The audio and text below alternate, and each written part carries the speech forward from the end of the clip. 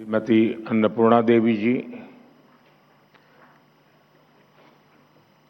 श्रीमती सावित्री ठाकुर जी, राष्ट्रीय महिला आयोग की चेयरपर्सन श्रीमती विजया रहाटकर जी, यहाँ आप सबके बीच भी कई वरिष्ठ लोग बैठे हैं, सांसद है, विधायक है। हमारे लोकसभा के पूर्व स्पीकर आदरणीय मीरा कुमार जी भी हमारे बीच है।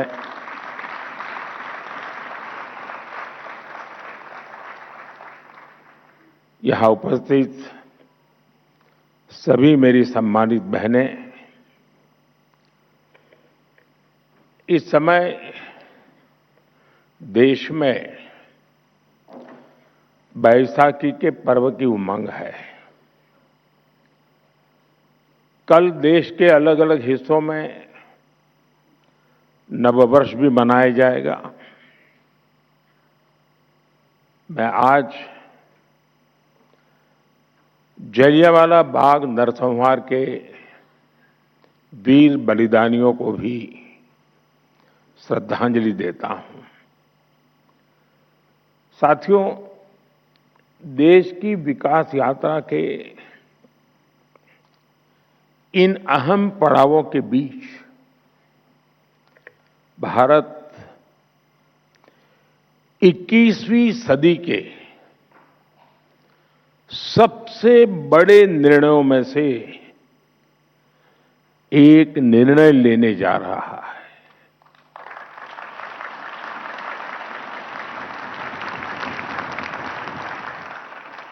मैं बहुत जिम्मेवारी के साथ कह रहा हूं कि 21वीं सदी के महत्वपूर्ण निर्णयों में से एक महत्वपूर्ण निर्णय ये है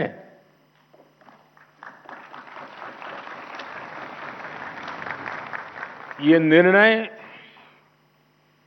नारी शक्ति को समर्पित है।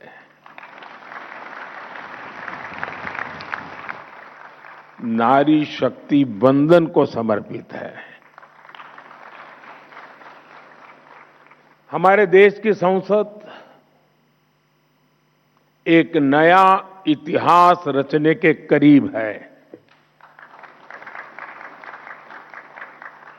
एक ऐसा नया इतिहास जो अतीत की संकल्पनाओं को साकार करेगा, जो भविष्य के संकल्पों को पूरा करेगा।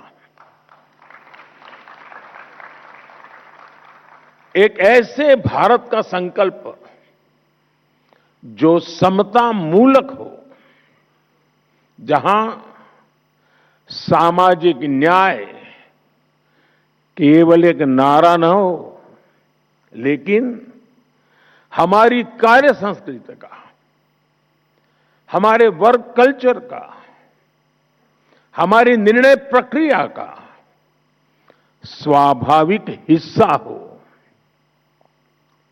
साथियों, राज्यों की विधानसभाओं से लेकर देश की संसद तक दशकों की प्रतीक्षा के अंत का समय 16, 17, 18 है।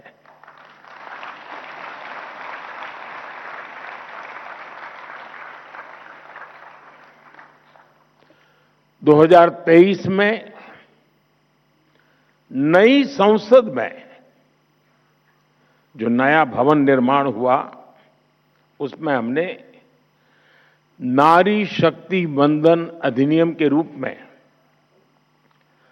प्रथम कदम उठाया था। वह समय से लागू हो सके, महिलाओं की भागीदारी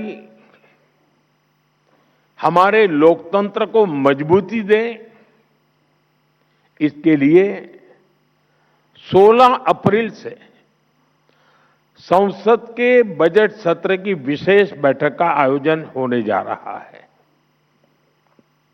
और उसके पहले आज नारी शक्ति वंदन का ये कार्यक्रम, मैं इसके लिए इस कार्यक्रम के जरिए हमें देश की कोटि कोटि माता बहनों का आशीर्वाद मिल रहा है। और मैं इस कार्यक्रम में आपको कोई उपदेश देने नहीं आया हूं, न ही मैं आपको जगाने आया हूं। मैं आज आया हूं आप सबके, देश की कोटि कोटि माताओं बहनों के आशीर्वाद लेने के लिए।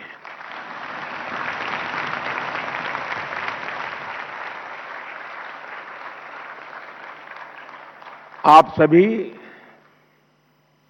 देश के कोने कोने से आई हैं। मैं आपकी इस उपस्थिति के लिए,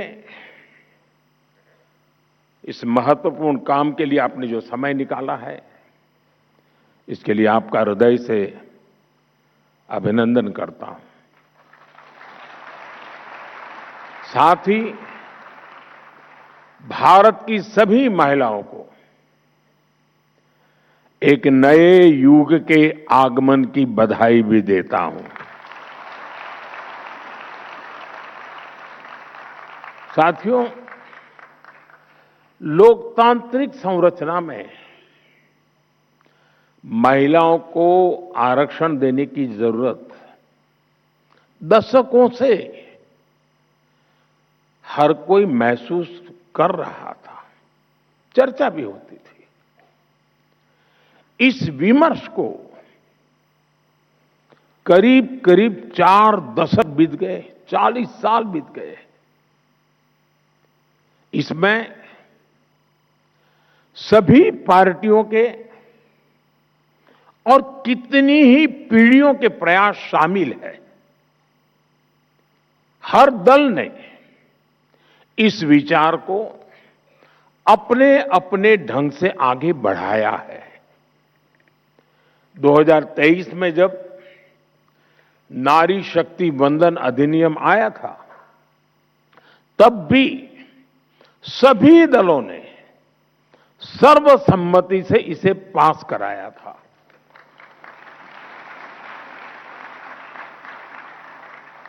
और तब एक सुर में ये बात भी उठी थी कि इसे हर हाल में 2029 तक लागू हो जाना चाहिए। ये बात सबने कही थी। कानून पारित हो लेकिन लागू न हो, ये सदन में किसी को मंजूर नहीं था। और खास करके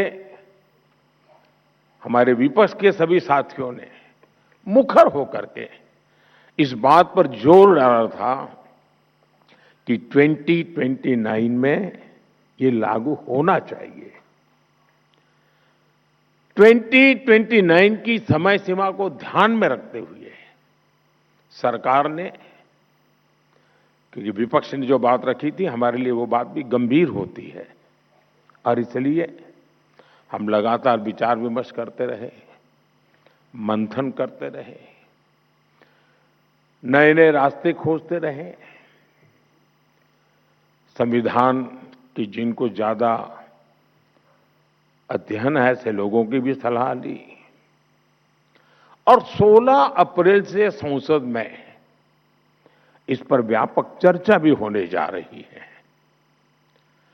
साथियों, हमारा प्रयास है और हमारी प्राथमिकता भी है, इस बार भी ये काम संवाद, सहयोग और सहभागिता से हो। और मुझे पूरा विश्वास है कि जिस प्रकार से इस अधिनियम को पारित किया गया था और संसद का, सदन का गौरव बढ़ा था, इस बार भी सबके सामूहिक प्रयास से संसद की गरिमा और नई ऊंचाइयों को छुएगी। देश की हर नारी को भी अच्छा लगेगा कि हर दल ने राजनीति से ऊपर उठकर उनके हित में ये महत्वपूर्ण निर्णय लिया है, काम किया है। वैसे मैं देख रहा हूं, बीते कुछ दिनों से देश भर में महिलाएं मुखर होकर इस विषय पर बात कर रही है।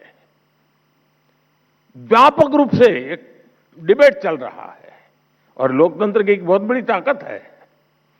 विधानसभा और लोकसभा पहुंचने में उनके सपनों को, आप सबके सपनों को नए पंख मिलने जा रहे हैं।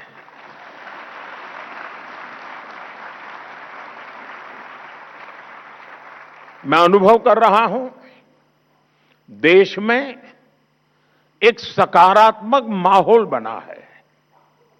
साथियों, आजादी की लड़ाई से लेकर संविधान सभा के निर्णयों तक स्वतंत्र भारत की नींव रखने में भारत की नारी शक्ति ने असीमित योगदान दिया है।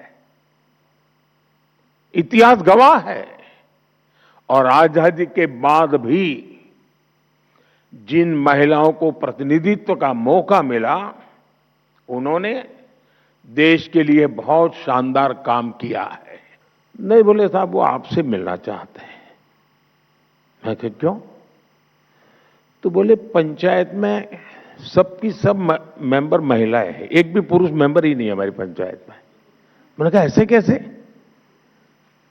बोले गांव वालों ने तय किया कि इस बार प्रधान महिला है तो मेंबर भी सब महिला, कोई पुरुष चुनाव ही नहीं लड़ा था। तो मेरा ध्यान स्वाभाविक गया। मैंने कहा भाई जरूर मैं मिलूंगा। छोटा सा गांव था, कोई शायद 13 मेंबर की पंचायत थी। तो मैंने उनको समय दिया, वो सब आए मिलने के लिए। वो 13 बहनें थी, उसमें जो गांव की प्रधान बनी थी वो शायद 8वीं कक्षा तक पढ़ी थी। बाकी जो बहनें थी, एक दो बहनों तो घूंघट भी लगा हुआ था, वो ज्यादा शायद कुछ तो होगी जिन्होंने स्कूल भी नहीं देखा होगा। तो सब आए। मुझे लगता है ये सब बड़े बड़े लोगों ने उनको कोई मेमोरेंडम पकड़ा दिया होगा, कुछ मांग लेकर के आए होंगे कि मेरे गांव में ये करो, मेरे गांव में वो करो। मैं हैरान था, उनके हाथ में कोई कागज नहीं था। तो बैठे, मैंने परिचय किया। मैं पूछा आपने समय मांगा था, क्या काम है? नहीं बोले कोई काम नहीं है। ऐसे ही बोले हम चुनकर आए हैं तो मिलने आए थे। अब ये भी मेरे लिए बड़ा आश्चर्य था, वरना नेता लोग आते हैं तो सिर्फ मेमोरेंडम लेके आते हैं। फिर मैंने उनको पूछा, अच्छा बताइए, मैंने कहा कि आपको अगर 5 साल इतना बड़ा काम मिल गया, आप सब बहनें गांव को संभालने वाली हैं, तो आपका सपना क्या है? 5 साल में क्या करोगे आप लोग? गांव में कैसा करोगे? सामान्य होता तो क्या जवाब देता? ये जो हम जैसे बड़े बड़े दिखते हैं ना, वो क्या जवाब देते हैं? स्कूल बना लेंगे, अस्पताल बना देंगे, रोड बना देंगे, ऐसे ही जवाब देते। उस दिन 8वीं कक्षा पढ़ी हुई इस प्रधान ने और उसके साथ आई हुई महिला मेंबर्स ने मुझे जो जवाब दिया, वो शायद दुनिया का बड़े से बड़ा अर्थशास्त्री नहीं दे सकता है। और वो बात आज भी मेरे लिए एक लेसन की तरह है। मैं सीएम बना, पीएम बना, लेकिन उस पंचायत की महिलाओं की वो बात मेरे लिए आज भी मार्गदर्शक है। आपको आश्चर्य होगा ऐसा क्या जवाब दिया होगा। जब मैंने उनको पूछा क्या करेंगे आप, 5 साल आपको मिले हैं, गांव ने आपने बढ़ाई, तो तब उन्होंने मुझे जवाब दिया, साहब एक इच्छा है। मैंने कहा क्या? और वो जवाब आज भी मेरे कानों में गूंजता रहता है जी।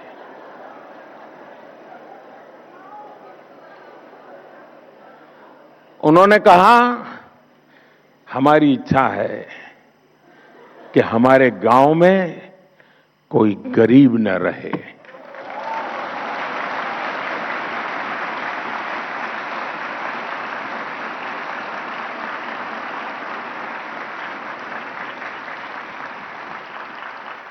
बड़े से बड़े अर्थशास्त्रियों के लिए भी इससे बड़ा कोई संदेश नहीं हो सकता है। यह अपने आप में मेरे लिए एक बड़ा सुखद अनुभव था और वो आज भी शब्द मेरे कानों में गूंजते रहते हैं।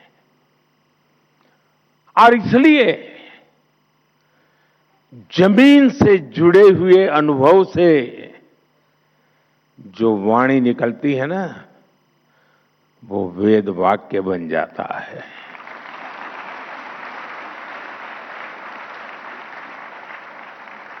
और इसलिए साथियों, नारी शक्ति वंदन अधिनियम को लागू करना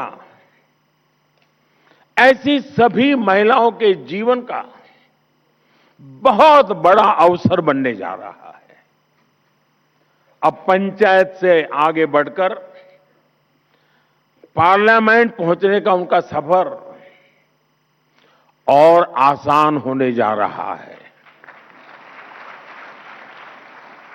साथियों, आज विकसित भारत की हमारी यात्रा में महिलाओं की भूमिका और भी अहम हो गई है। मुझे संतोष है कि 2014 में आप सबने, देशवासियों ने हमें यहां सेवा करने का अवसर दिया है और तब से लेकर अब तक हमारी सरकार ने महिलाओं के जीवन चक्र के हर पड़ाव के लिए योजनाएं बनाई, उन्हें सफलतापूर्वक लागू किया। आज पहली सांस से लेकर आखिरी सांस तक हमारी सरकार कोई न कोई योजना लेकर के भारत की बहन बेटियों की सेवा में हाजिर है।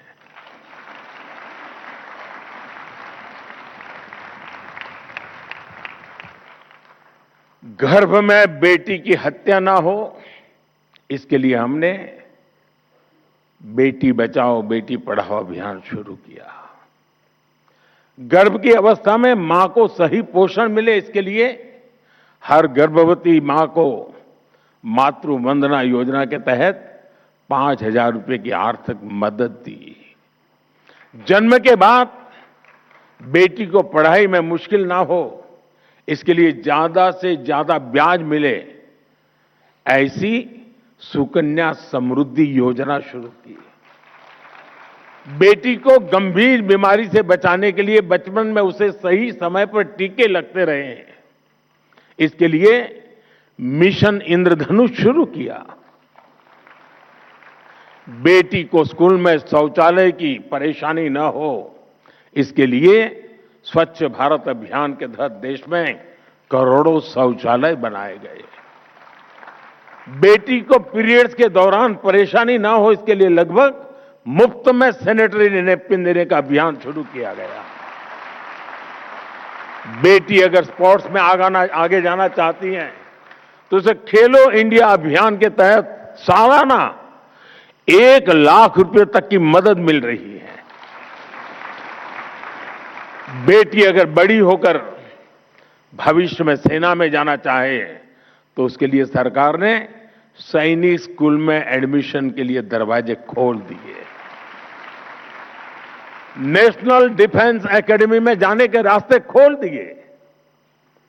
जीवन के आगे के पड़ाव में बेटी को रसोई में धुएं की परेशानी ना उठानी पड़े, इसके लिए हमने उज्ज्वला योजना शुरू की, करोड़ों गैस कनेक्शन मुफ्त दिए। बेटी को मीलों तक सिर पर पानी ना ढोना पड़े, इसके लिए हमने हर घर नल से जल अभियान शुरू किया। बेटी को अपने परिवार के लिए राशन की चिंता ना करने पड़े, इसके लिए मुफ्त राशन की योजना शुरू की। अपने पारिवारिक जीवन में बेटियों को इलाज की चिंता न हो, इसके लिए उन्हें 5 लाख रुपए तक का मुफ्त इलाज देने वाली आयुष्मान योजना संभव बनाई दी। 80% तक डिस्काउंट पर सस्ती दवा के लिए जन औषधि केंद्र, इन सब का सबसे ज्यादा लाभ हमारी बहनों और बेटियों को हो रहा है। साथियों, आप सभी इस बात को भली भांति जानते हैं कि भारत में महिलाओं को सशक्त करने के लिए उनकी आर्थिक भागीदारी को बढ़ाना आवश्यक है। इसलिए हमने अपनी सरकार के हर निर्णय में, हर योजना में इस पहलू का ध्यान रखा। पहले परिवार की संपत्ति मुख्य रूप से पुरुषों के नाम होती थी। घर है तो पुरुष के नाम पर, खेत है तो पुरुष के नाम पर, दुकान है तो पुरुष के नाम पर, गाड़ी है तो पुरुष के नाम पर, स्कूटर है तो भी पुरुष के नाम पर, और यह सहज चलता था। हमने पीएम आवास योजना में घरों को प्राथमिकता के आधार पर परिवार की महिलाओं के नाम पर रजिस्टर करना शुरू किया।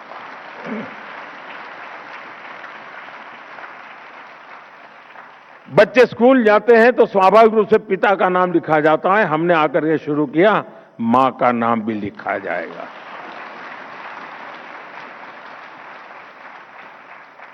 बीते 11 साल में इस निर्णय का लाभ 3 करोड़ से ज्यादा महिलाओं को अपने घर का नाम, घर खुद के मालकिन बनी है। इससे आज घरों में महिलाएं भी आर्थिक रूप से सशक्त बन रही हैं।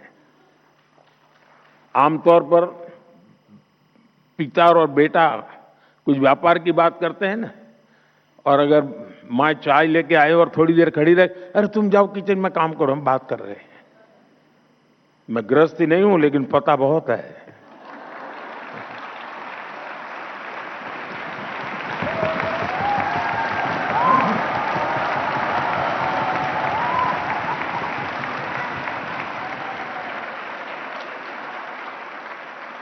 लेकिन अब जब वो आर्थिक ताकत बनी है ना, तो बेटा भी कहता है, अरे जरा मम्मी को बुलाइए ना, बातचीत में उनको बुलाइए ना।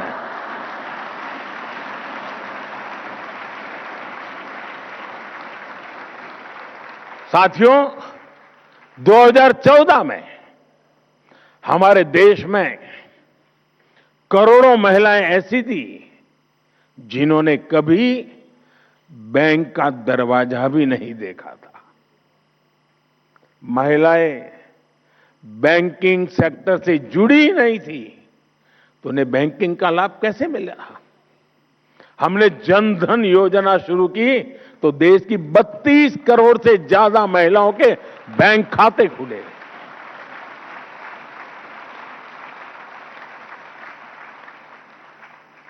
मैं जब गुजरात में था तो एक निर्णय मुझे बड़ा शुरुआत में बड़ी कठिनाई हुई थी। गुजरात में कोऑपरेटिव डेयरी का बड़ा साम्राज्य है, बहुत बड़ा काम हो रहा है, और पशुपालन का ज्यादातर काम हमारी माताएं बहनें करती हैं। वो दूध भरने के लिए जाती हैं और फिर वो पैसे हफ्ते के बाद वो देते हैं, तो पुरुषों के देते थे पैसे। मैं जब मुख्यमंत्री बना, मैंने कहा मैं नहीं दूंगा पुरुषों को।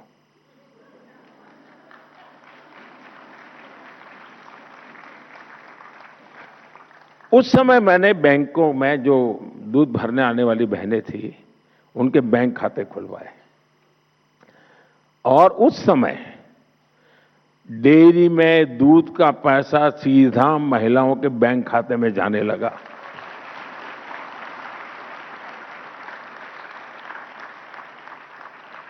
साथियों, आज हमारी बेटियां नए नए बिजनेस में अपनी पहचान बना रही है।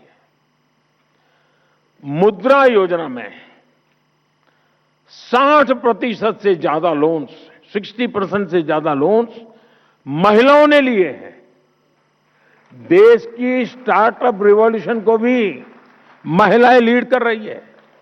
आज 42% से ज्यादा रजिस्टर्ड स्टार्टअप्स में कम से कम एक महिला डायरेक्टर है।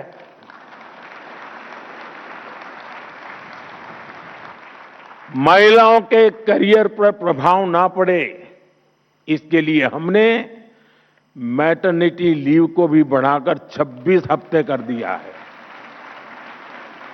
दुनिया के समृद्ध देशों में भी ये सुविधा नहीं है। जब मैं उनको बताता हूं तो आंखें फट जाती हैं इनकी। साथियों, आपको याद होगा कुछ साल पहले देश ने स्किल इंडिया मिशन लॉन्च किया था। हमने वोकेशनल ट्रेनिंग प्रोग्राम शुरू किए थे। आज उसका परिणाम हम हजारों ड्रोन दीदी के जरिए हो रही कृषि क्रांति के रूप में देख रहे हैं। मैं एक बार ये जो ड्रोन दीदी है उनके साथ वीडियो कॉन्फ्रेंस पे बात कर रहा था। गांव की बेटियां हैं, कोई बहू है, वो ड्रोन चलाने से, तो उन्होंने मुझे कहा अब तक तो हमें गांव में कोई बुला, अब तो बोले पायलट कह के बुलाते हैं। हमारी पहचान बन गई, हम पायलट है। यानी परसेप्शन कितना बड़ा तेजी से चेंज हो सकता है एक छोटे से निर्णय से। महिलाएं टेक्नोलॉजी के जरिए आधुनिक खेती करना सीख रही है। आपको ये जानकर खुशी होगी कि पिछले 11 साल में करीब 10 करोड़ महिलाएं स्वयं सहायता समूहों से जुड़ी हैं। सरकार ने ग्रामीण अर्थव्यवस्था को गति दे रही ऐसी 6 करोड़ बहनों को लखपति दीदी बनाने का लक्ष्य रखा है और इसमें से 3 करोड़ से ज्यादा ग्रामीण महिलाएं लखपति दीदी बन चुकी है।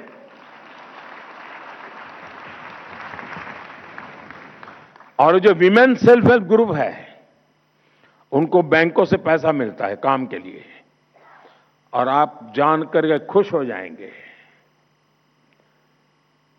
अगर उनको बुधवार को पैसा जमा करना है तो मंगलवार को जाकर के जमा कर देती है। एक दिन पहले बहनों के पास जो व्यवहार है, कोई एनपीए नहीं हो रहा है जी, सारे के पैसे बैंक से जाते उतने ही वापस आते हैं। और मैंने देखा है, मैंने शासन में आने के बाद बैंकों के कारोबार में गरीबों की अमीरी भी देखी है और अमीरों की गरीबी भी देखी है।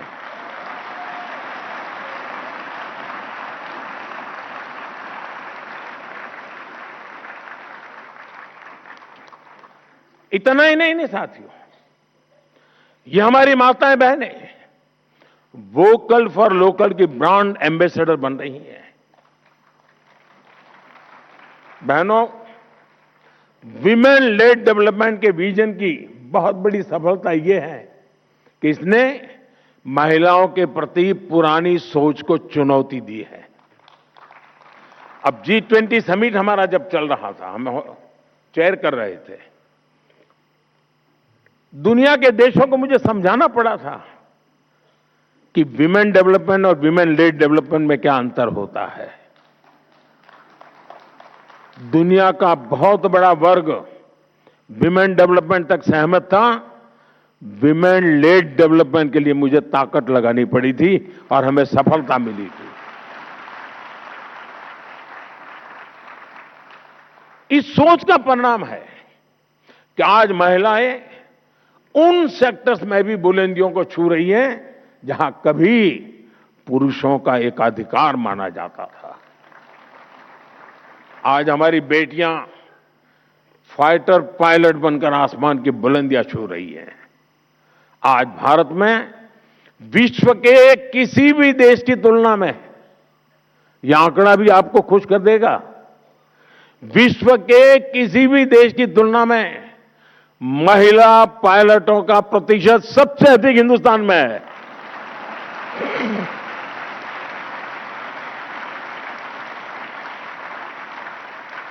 आज पीएचडी एनरोलमेंट में बेटियों की संख्या 2014 की तुलना में डबल हो चुकी है।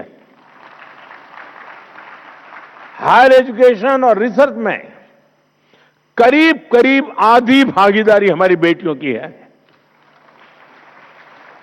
मैथ्स और साइंस की पढ़ाई में, स्टेम एजुकेशन में बेटियों की संख्या करीब करीब 43% तक पहुंच गई है। मुझे याद है, मैं दुनिया के एक समृद्ध देश में एक बार गया, तो वहां के शिक्षा मंत्री मेरे साथ लिफ्ट में हम लोग जा रहे थे। मतलब पूछा मुझे कि भारत में महिलाएं एजुकेशन में कैसा है। मैंने कहा बहुत अच्छा है, ज़्यादा है, कुछ जगह पे तो पुरुषों से ज़्यादा महिलाएं। तो फिर उन्होंने बड़ी जिज्ञासा से पूछा, स्टेम एजुकेशन में क्या महिला हिस्सा? मैंने कहा 50% हिस्सा उन्हीं का है। तो उनके लिए आश्चर्य था। ये दुनिया के समृद्ध देश की शिक्षा मंत्री की मैं बात कर रहा हूं। साथियों, हमारे समाज में एक बड़ी चुनौती महिला सुरक्षा को लेकर भी रही है। सदियों से महिलाओं को अपनी सुरक्षा के लिए मौन रहना पड़ा है। हमारी सरकार ने इस दिशा में भी मजबूत कदम उठाए हैं। न्याय व्यवस्था अधिक संवेदनशील बने, निर्णय प्रक्रिया तेज हो, इसके लिए हमने कानूनी बदलाव तो किए ही हैं, साथ ही फास्ट ट्रैक विशेष अदालतों की स्थापना भी की गई है। भारतीय न्याय संहिता में भी महिला सुरक्षा को प्राथमिकता दी गई है। एफआईआर दर्ज कराने की प्रक्रिया को सरल बनाया गया है। अब किसी भी स्थान से एफआईआर या जीरो एफआईआर दर्ज की जा सकती है। पीड़िता के बयान को ऑडियो वीडियो के माध्यम से रिकॉर्ड करने जैसी व्यवस्था लागू की जा गई है। ऐसे कितने ही कदम हैं जिनके जरिए हम प्रगतिशील समाज की अवधारणा को साकार कर रहे हैं। साथियों, जीवन के हर पड़ाव, हर चिंता, सुख दुख, हर अवसर पर ऐसी हर परिस्थिति में ध्यान देते हुए हमारी सरकार ने अनेक छोटे बड़े कदमों से महिलाओं को सशक्त किया है। इसी का परिणाम है देश अब अपने लोकतंत्र को नई बुलंदी पर लेकर जाने के लिए तैयार है। साथियों, देश की नारी शक्ति ने अपने परिश्रम, साहस और आत्मविश्वास से नई ऊंचाइयों को छुआ है। अब हमें मिलकर इस शक्ति को नई ऊर्जा देनी है। उसके लिए अवसरों का विस्तार करना है।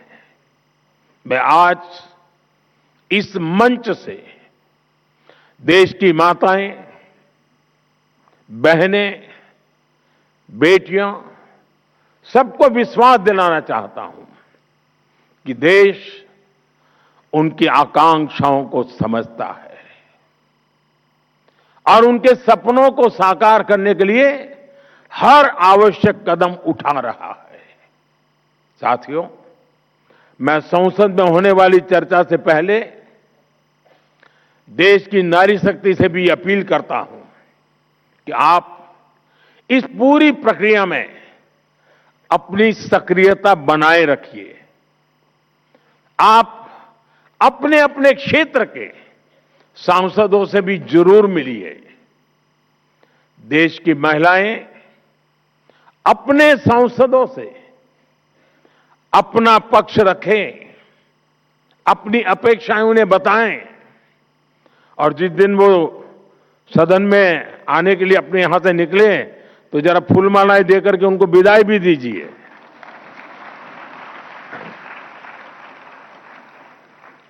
ताकि जब माता बहनों के आशीर्वाद लेकर के सांसद निकलेंगे ना, तो दूसरा निर्णय कर ही नहीं सकते। ताकि ये मेरे साथ सभी सांसद साथी सही निर्णय लें, महिलाओं के हित में निर्णय लें, सहमति से निर्णय लें। साथियों, मेरा आपसे एक और आग्रह है। नारी शक्ति वंदन कार्यक्रम में होने वाली चर्चाओं का आप सब देश के गांव-गांव तक लेकर जाएं।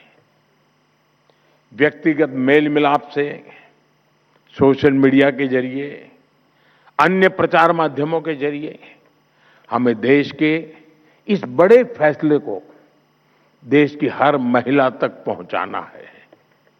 हमें उन्हें अवेयर करना है ताकि वो इस बड़े निर्णय की ताकत को समझ सके, ताकि वो अपनी भूमिका को समझ सके और खुलकर ये सपना देख सके कि आने वाले कल में राज्यों से लेकर देश की संसद तक वो अपनी उपस्थिति दर्ज करा सकती है। आइए हम मिलकर, सब मिलकर ये संकल्प लें, नारी शक्ति के पास उनके अधिकार होंगे और वो निर्णय प्रक्रिया में पूरी तरह भागीदार भी बनेगी। यही हमारे उज्जवल भविष्य की सबसे बड़ी गारंटी है। मैं तो ये भी कहूंगा कि 16, 17, 18 वो तो स्पीकर महोदय के अधिकार का क्षेत्र है, लेकिन मैं तो चाहूंगा कि उस समय दर्शक दीर्घा महिलाओं से ही भरी रहे।